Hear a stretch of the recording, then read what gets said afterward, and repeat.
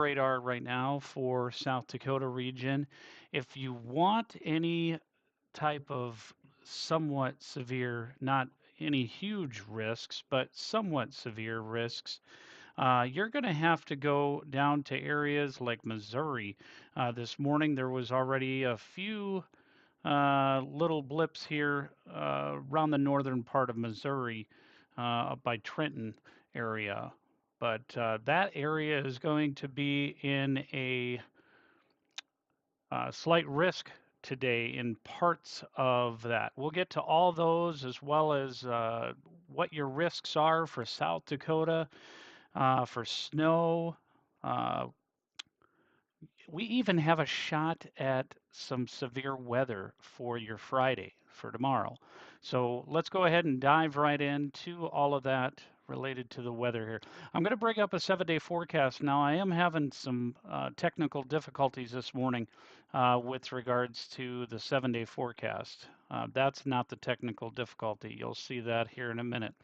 Um, the technical difficulty is, for whatever reason, the programming that I had is having a little bit of a difficulty bringing in all of the highs as to what we were expecting. So just be aware these highs could end up being higher. So 76 degrees, I would say it's more than likely going to be record breaking for a Friday. For Sioux Falls on Friday, it's going to be in the 80s. I was looking at some additional data for whatever reason. It's not pulling it in. Now, the risks for snow and all that appears to be accurate this morning, so I apologize for the inaccuracy on the temperatures, somewhat inaccuracy. As far as the snow accumulation amounts, we'll get to all of that here shortly and where we can expect that. Aberdeen area, again, much the same. We are expecting this weekend to have a few little bouts of snow for precipitation wise, and we are expecting that to continue for next week, some chances of some snow. Again, it's going to be more of a nuisance type snow. It's not going to be any huge amounts, so don't be concerned about that, but still definitely want to make sure that you're aware of it. Pierre, South Dakota, again, these temperatures are a little bit on the low side for highs. Just be aware that Friday is a big day for much of the state. We're going to have near critical fire weather danger because it's going to be dry air and it is going to be really, really warm. I mean, like I said, Sioux Falls area could see mid 80s. Aberdeen, we could end up seeing mid 70s, maybe even a low 80 in there, and Pierre much the same. So just be aware of that. Areas of Rapid City, now we are expecting a little bit more accumulation for snowfall there, but most of that is going to be maybe 3, 5 inches. We'll have to take a look and see what the weather models say or suggest. Let's go ahead and take a look at those right now. We're looking at the NWS National Weather Service blended models and snowfall model rate. This is in inches. So this is right now looking at March 28th. Obviously, not seeing anything. That's good. As we get into 7 a.m. tomorrow, or I apologize, 7 a.m. on Saturday, we start to see a little bit of that coming in. Now, the National Weather Service blended models do bring in a number of different models, and so it kind of gets the best guess, if you will, of what the totals will be. Could end up being on the higher side, could end up being on the lower side, but it's the best guess that we can get. Let's look at 1 p.m. Central Daylight Time, March 29th. As you can see, Rapid City starting to get some accumulation going there Saturday. We don't start seeing the accumulation until uh, early hours of your Sunday um, in Sioux Falls area, Brookings, and then over into areas of north northeast. But as you can see, there are areas here that could end up seeing 5 inches. That's mostly in more of the mountainous, or I should say hills part, uh, higher elevations. 4 to 5 inches along here. And that is a look at March, basically the end of March. So we get done with that March 31st around 1 p.m. It's pretty much done. Maybe an inch at best in Sioux Falls when all this is said and done. So not anything huge. As far as how it looks from a national perspective, how that system looks, so you can see the low pressure dominating there. Northern part of Minnesota, extreme northern part of Minnesota up by Duluth area. They do have that icy mess up there for your March 28th. And then if you progress this along, this is where we're expecting the timing and the temperatures, depending on the temperatures. I've said that a number of times. Temperatures play a huge role. 1 to 2 degrees could make all the difference whether we have rain or whether we have snow. So it is very difficult to get that going. As you can see, if you're having plans over in eastern part of Minnesota, there's some icing going on right in this area.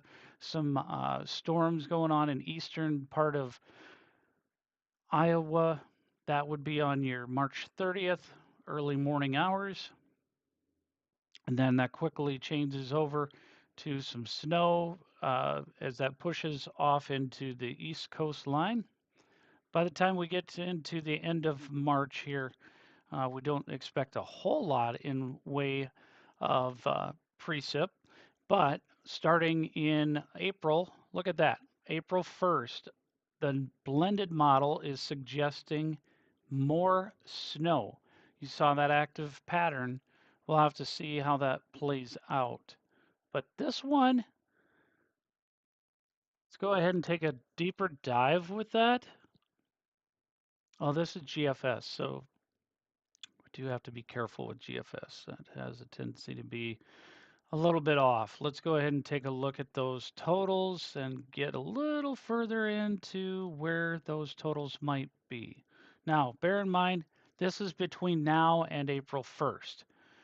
So if we take that out, so there was that 1 inch.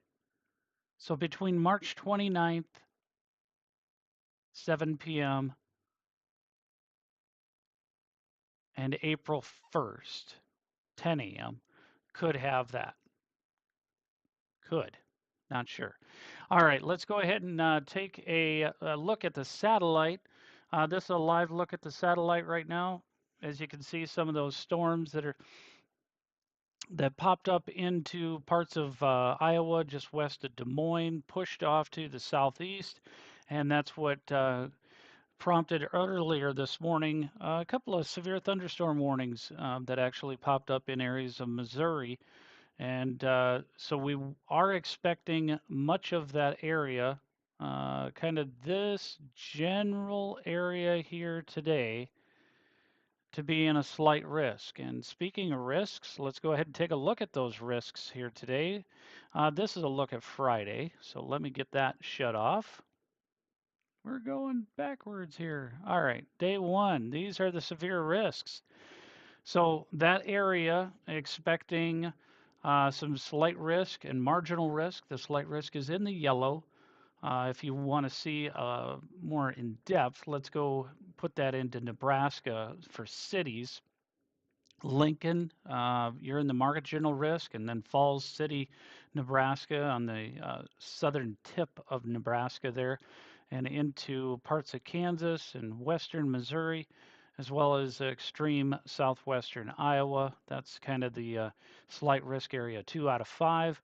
What are we expecting as far as tornadoes? We'll take a look at that. But before I do want to point out South Dakota does have a 1 out of 5 or marginal risk tomorrow, and that includes areas of Yankton, Sioux Falls, again, Nebraska, this part, northwestern Iowa, and even over into Minnesota near the Twin Cities area. But getting the overall risks, here it is again. Areas of southern Texas in the slight risk, and like I said, Nebraska, northern part of Kansas. And then as far as tornado risks, that is more of that Falls City, Nebraska, northwestern portion of Missouri, and then the extreme southern portion of Texas. Hail, we got you covered there. Falls City, that's kind of the uh, target zone. If I was going to be doing any chasing, I would target that area. But I don't know if I trust that this is going to come of anything. We'll take a quick peek at Radar Omega a little bit more in depth with HRRR here in a minute. The wind, that is going to be more of a risk down into the coastline of Texas there in the southern portion. And then day two, like I was saying, marginal risk. This is the overall risks for your Friday. We'll see some afternoon storms in the southeastern portion of South Dakota, and then of course eastern part of Texas and Louisiana could have some risks there as well. As far as tornado risks, those are going to be primarily in the areas of eastern Texas and Louisiana, and that's a 2% risk. And hail, excuse me, hail is a factor for areas of the plains and up into the upper Midwest and Wisconsin area for your Friday, and then of course in Texas as well. If we go further out with the risks, day three, we're back at it again in areas of Iowa, uh, southern part of Iowa, and as you can see, that marginal risk covers the darker shade of green, and then general thunderstorms throughout for the lighter shade of green. All right, let's go ahead and take a quick peek at the CPC, Climate Prediction Center. This is the latest on precipitation outlook. As you can see, the Ohio River Valley, this was updated yesterday at about 3 p.m. Central Standard Time, or Central Daylight Time rather. And Ohio River Valley above normal precip expected, and of course the coastline western part of the U.S. is expecting that for your April. Even areas of a lot of green in here. That's good. We want to get the U.S. a little greener, right? 6 to 10 day outlook for your temperatures. Those temperatures have retracted a little bit with this update. So that warmer air is taking a dive to the southeast versus us. That's unfortunate because I do want the warmer weather here. So April 1st through the 5th, we're going to start seeing cooler than normal temperatures, which is not good. But we'll have to see how all of that plays out. Let's go ahead and take a look at the precip for your April 3rd through the 9th. Again, above normal precip expected, near normal in the southeast, extreme southeast portion of the U.S. Temperatures, again, this is kind of taking more of a dive April 3rd through the 9th to the southeast for those temperatures being higher or more above normal. What are we expecting for hazards? Obviously, no risks of hazardous temperatures, but the risk for that precip is prevalent April 3rd through the 9th in areas of Dixie Alley, the East Coastline, pretty much the entire eastern half of the U.S. is in a slight risk for heavy precip, and we'll take a quick peek at that as well here in a bit. April 3rd through the 5th, or April 3rd through the 9th, your risk of heavy snow is primarily the 3rd through the 5th for areas of the Rockies and then extreme northeastern part of the U.S. Let's go ahead and take a look at the road conditions, traffic. I do want to thank our other wonderful sponsor, Cake My Day Bakery. Check them out on their Facebook page. If you need a cupcake customized at an affordable price, you can check them out on their Facebook page, Cake My Day Bakery SD. Also, another great sponsor, if you're not into the treats with all the calories, but you're into the treats with some great nutrition. Check out Mission Nutrition, Fit Revolution Nutrition, as well as Refuel. They've got your protein shakes as well as your energy bomb teas. They can cover you. Look at that traffic moving just fine and dandy throughout Sioux Falls, 10th of Cliff, 12th of Marion, 41st of Marion, Sioux City, Lincoln, and 144th and Dodge in Omaha. Looking mighty fine. Now let's go ahead and take a look at the outlook here, or the maps as far as HRRR weather model. I'll get that pulled up right quick. Oh, we don't want to put live radar on because I'm not going to be looking at live radar. I'm going to be looking at the weather model here. This is HRRR, and this is looking at 7 a.m. As you can see, estimated that there was going to be some storms in Des Moines, Iowa area, and they moved along into areas of Missouri. Now, these are going to try to get going again, but as you can see, March 28th, around midnight, it's having a little bit of a tough time getting it going. So this is why I'm not sure if I totally trust that SPC outlook for today. It is probably, let's go ahead and take a look at something to confirm. I want to take a look at SIN, not SIN, but the surface-based SIN weather-wise. We could have some capping going on. Let's go ahead and take a look at that. We can get that figured out. Oh yeah, we definitely have capping going on. So those storms are going to struggle. So if the so why SPC, why I believe SPC, Storm Protection Center, issued that slight risk and tornado risks. If there can be enough to break the cap in the atmosphere and a few isolated storms could get going, that's why they issue that slight risk. Now, I'm going to analyze this just a smidge here. Apologize, just need to shut that off. There we go. And with these negative numbers, that's indicating here is a very strong cap at 6 p.m.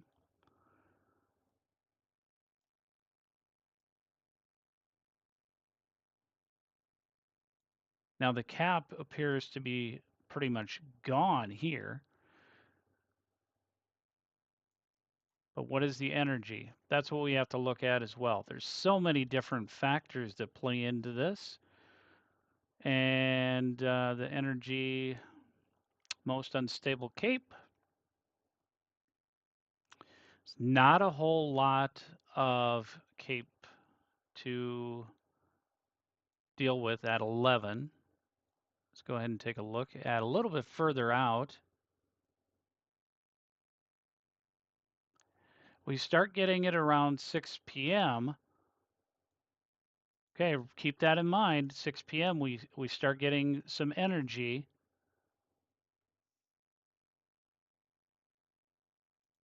But again, by the time we get the energy, the cap of the atmosphere is there. So that's going to be a struggle. We'll have to see how all that plays out. But I did want to bring all that latest information to you. As far as storms playing out for areas of South Dakota, we'll have to take a look at, let's go ahead and take a look at the NAM 3K. I'm waiting for that to update here.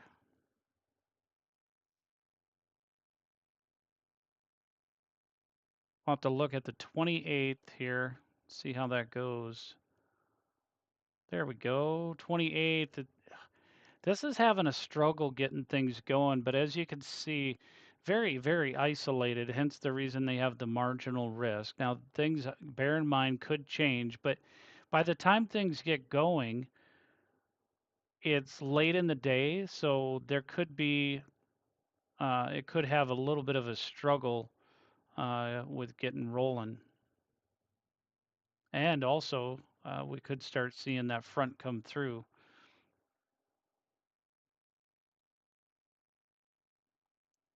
Yeah, you can start seeing the front come through over in Rapid City area there. There's some snow in the upper elevations there. That's a look at March 29th at 3 a.m. And then you start to see things switch over. Look at that. Lots of snow up into areas of northern part of South Dakota, northwestern part of South Dakota. Icing, this pink here, that is a possibility. Oof. Now, obviously, different models show different things here at different times, and so let that be a lesson that there are so many different models, and what we need to show as much as possible is when all the models come together and they're in agreement. But if they're not in agreement, then it is pretty much a crapshoot. It's very difficult to know what the precipitation type is going to be. But there is some nice moisture down here coming. All right, so that is the latest information that we have from the 605 Chaser Studios. I appreciate y'all joining. I don't think I'm going to be chasing this one. It's on a Friday. If a few little you know pop-up storms with some hail come through Sioux City,